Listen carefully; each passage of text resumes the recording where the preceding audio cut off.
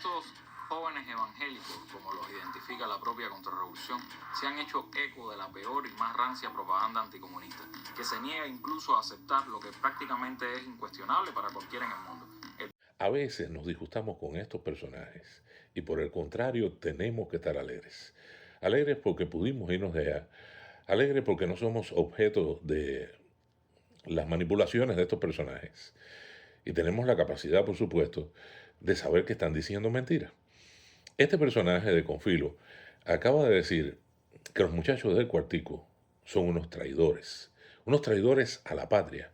Y yo digo, ¿cómo ellos se adjudican el derecho a hablar en nombre de la patria, a hablar en nombre del pueblo y de la patria, después de 67 años, sin elecciones?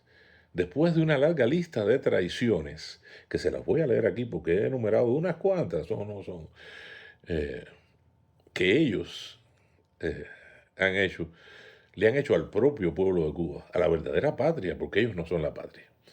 Y entonces dice aquí una pequeña reseña desde el año 1959. Le dice aquí lista de traiciones al pueblo de Cuba desde 1959. La primera motivación que surgió de los jóvenes revolucionarios de aquella época era porque Fulgencio Batista había roto la Constitución y se había apoderado del poder por la fuerza.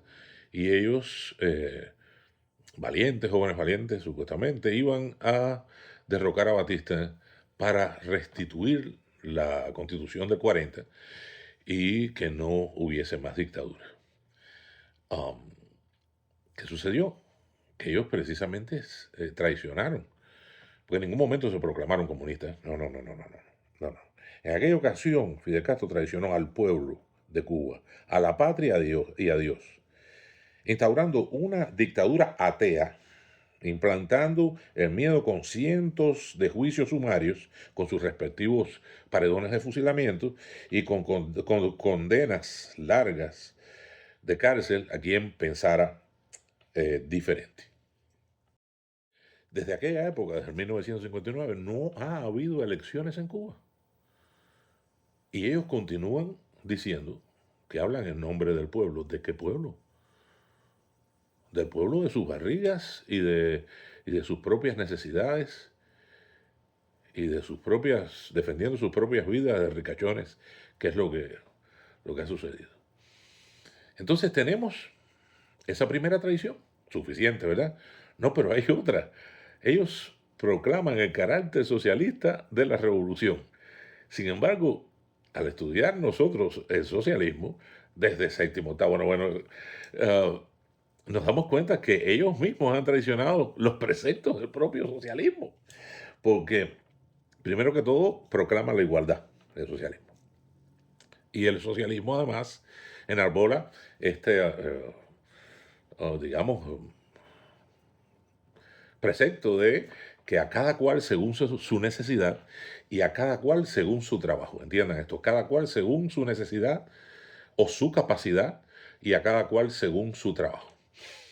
A cada cual según su capacidad quiere decir que un médico debe, por ejemplo, como es una persona capaz, ganar un salario que pueda ganar un poco más de lo que está ganando un médico ahora que no puede comprar ni un cartón de huevo, porque le pagan con una moneda falsa. Esa es otra traición de ustedes. ¿Entiende? Y a cada cual según su trabajo quiere decir que los obreros, los que no tienen tanta capacidad, un obrero normal tiene que el gobierno tiene la obligación de pagarle según su trabajo para que además pueda vivir con un nivel de vida alto, porque si no, ¿para qué se hizo la revolución? ¿Para qué se hizo? ¿Entiendes? Entonces, ahí ya hay una traición, pero la segunda traición, o bueno, ya vamos por tres o por cuatro, que existe del socialismo, es la igualdad.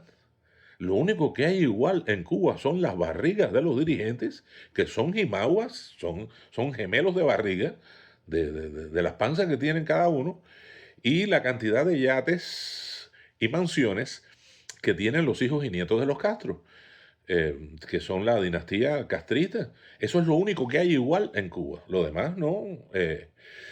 no existe. Y hablemos de la propiedad privada, que precisamente se le había quitado los negocios a los grandes empresarios, a los grandes explotadores, a la explotación del hombre por el hombre, para dárselo los negocios al pueblo. Sin embargo, en este momento, el pueblo es, en su propia patria, el cubano, es un personaje de tercera clase, porque no puede poner un negocio. Sin embargo, los españoles ponen cadenas de hoteles y los que son afectos al gobierno, a la dictadura, también pueden poner negocios. Y los hijos, por supuesto, y familiares de los Castro, pues obtienen los mayores negocios y controlan las mayores empresas. Vaya, carbón copia del libro Animal Farm. Igualito, lo mismo, son unos puercos que se han apoderado de la finca y son ellos los que dirigen ahora. Mi abuelo ya falleció, pero me gustaría pensar que en paz descanse, pero si estuviera en este momento con nosotros, ¿qué pensaría mi abuelo? Que le quitaron una pequeña carnicería eh, en pos del progreso del pueblo y de pronto ve ahora que el cubano no puede poner ni siquiera una pequeña carnicería, ni siquiera un puesto de frita, porque no puede. Y los españoles y otros extranjeros, todo el que llegue ahí que no sea cubano, puede poner un negocio. Entonces, ¿cómo se entiende? Eh, el principio del 1959, en que se estaba haciendo algo para mejorar, ha sido para empeorar. Es decir, es otra de las traiciones, que no sé por cuántas vamos ya. Y ahora, por último, vamos a hablar de la gran mentira convertida en traición. Porque mentirle al pueblo es traicionarles. Porque decir que por culpa del embargo el país está así es traicionarlo. Y ahí sucede que no existe el bloqueo. Solamente que ellos, como no han podido pagar y son mala paga, no pueden comprar con crédito en ninguna parte. Porque la gente le dice que no puede ser. Soy testigo del derroche en los años 70, los años 80, cuando existía el CAME, y esto es importante, señores. Fidel Castro se burlaba del bloqueo o del embargo porque existía el CAME, el Consejo de Ayuda Mutua Económica, donde todos los países socialistas le daban dinero a Fidel Castro por un tubo y 7 llaves. En ese momento también se vivía mal, lo viví yo. ¿En qué se usaba el dinero? En propaganda comunista.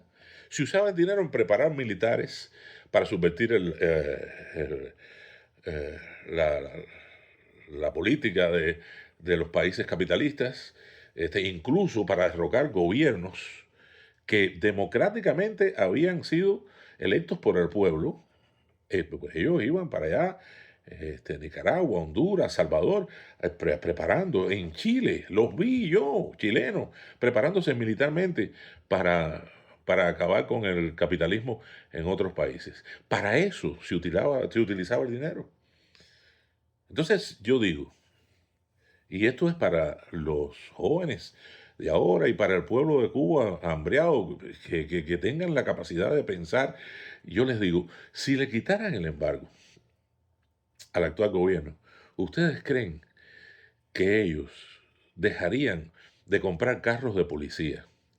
Dejarían de alimentar el ejército, de alimentar a las goinas negras, a las avispas, no sé cuánto, todos represores, para darles dinero a ustedes para que ustedes coman. ¿Ustedes creen que eso va a pasar? No, ellos van a volver a sus andanzas, de volver a preparar militares, de volver a preparar guerrillas en América Latina. Ustedes no han visto, y esto tienen que verlo. Si los comunistas saben que esto es tan dañino, lo quitarían. El encuentro de Nelson Mandela con Fidel Castro por primera vez, está en YouTube, póngalo. Encuentro cuando se conocen Nelson Mandela y Fidel Castro. Nelson Mandela le agradece a Fidel Castro que por todo el dinero que le había dado para subvencionar la guerra de él en Sudáfrica. Ustedes se imaginan que Fidel fue el que le dio todo el dinero a Mandela para que ganara la guerra en Sudáfrica, mientras el pueblo de Cuba se estaba muriendo de hambre, y aquí diciendo que el embargo era el culpable. Tienen que entender. Cada vez que yo veo a un cubano de a pie pidiendo que quiten el embargo, yo digo, pobrecito, si quitan el embargo, ellos van a estar peor, porque van a estar con la misma hambre y menos libres. Entonces, podemos concluir esta larga charla diciendo lo siguiente, parafraseando o parodiando esta frase. Hay una frase que dice, ladrón que roba ladrón tiene 100 años de perdón.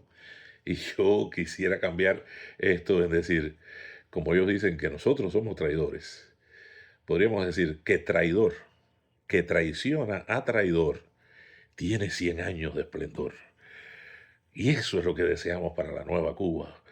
Después de una intervención americana, no nos importa decirlo, 100 años o una eternidad de esplendor para nuestro pueblo, para el verdadero pueblo, no al que ustedes dicen que ustedes representan, tiranos y asesinos que son.